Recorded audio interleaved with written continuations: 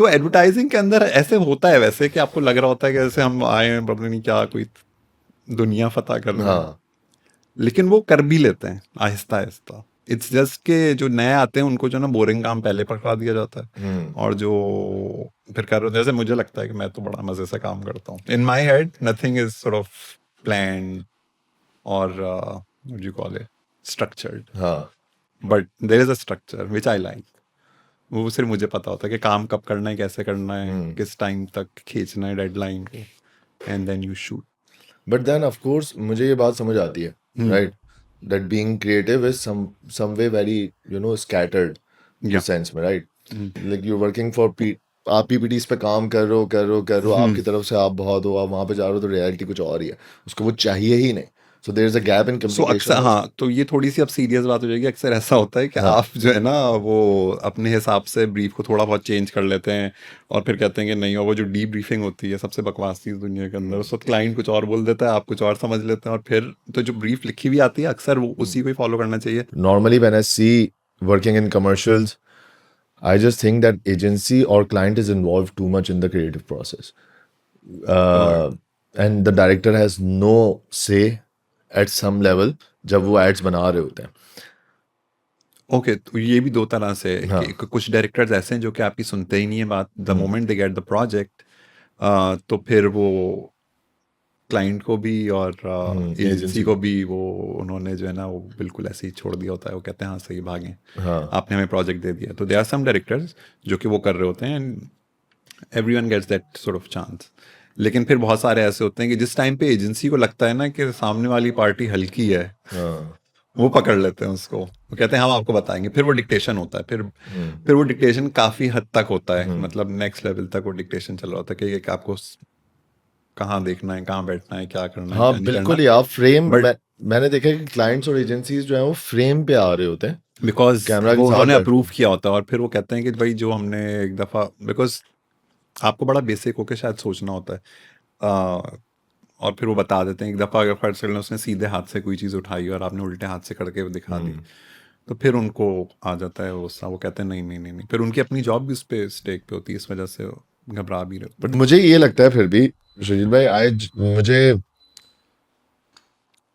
बहुत ज्यादा डायरेक्टर्स को एडी करने के बाद मुझे समझ आया कि नो वन एंजॉयज इट, हैं। No one what? Enjoys it कि कोई दूसरा आके बोल रहा हो, ऑफ कोर्स। राइट, एंड दूसरा ये पॉइंट भी कि अगर आपने एक चीज और ब्रीफ दे दिया, you just have to supervise it या afterwards, right, but I have seen directors जो अपना टेम्पर लूज कर देते हैं जिस इस वजह से सेट पे, right. I have seen directors जो कि छोड़ के चले जाते हैं सेट और बोलते हैं खुद ही कर लो, हाँ राइट, बिल्कुल बिल्कुल। But then don't you think उस पॉइंट पे it's not about the agency and the client, जो भी पैसे लगा रहे हो सेट पे से ना, उसको थोड़ा सा ये सोचना चाहिए कि यार जस्ट एक बंदे को अपनी जॉब के लिए हायर किया है, हाँ, राइट, उसको करने दो job.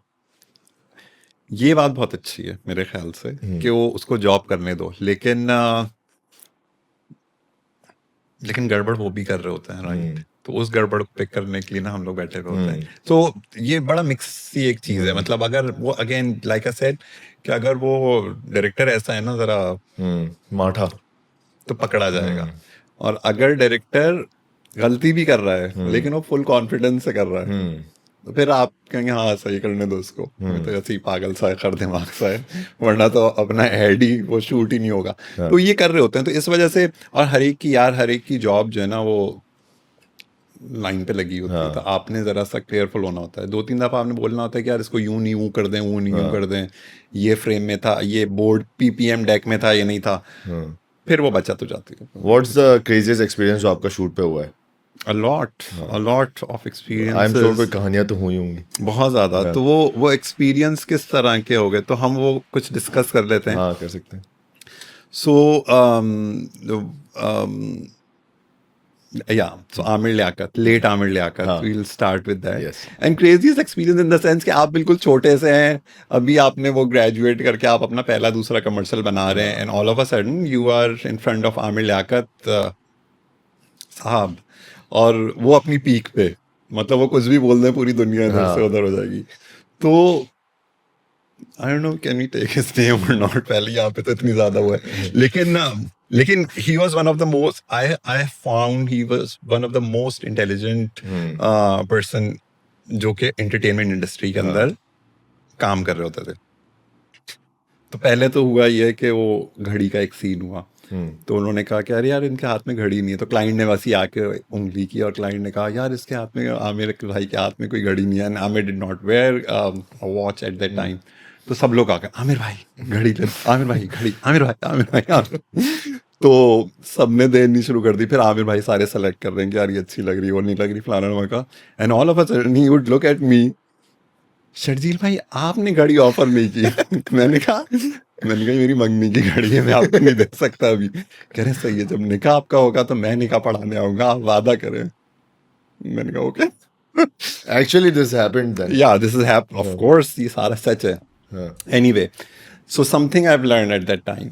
And he was so thorough कि हम जब जहाज से, हम मुल्तान में हमने शूट किया था या बहावलपुर में शूट किया था, तो हम कराची से Bahawalpur through out he would read and research, read and research. हम अपने फ़ोन वोन वाली सारी चीज़ें देख रहे होते थे. But this is what Aamir. So I think one of the very enlightened, not crazy भी हमने बहुत सारी चीज़ें हरकतें की हैं. But a huge fan. I think he was brilliant. He was just brilliant. What do you think towards the end उनको क्या हो गया था? But you know, मुझे personally बहुत बुरा लगता है that he went to so much bullying social media पे and a lot of things. मेरे ख्याल से यहाँ पे कोई ना वो फुल थेरेपी सेशन होना चाहिए कि सोशल मीडिया को आप कितना सीरियसली ले सकते हैं और कितना नहीं ले सकते और किस हद तक ले सकते हैं.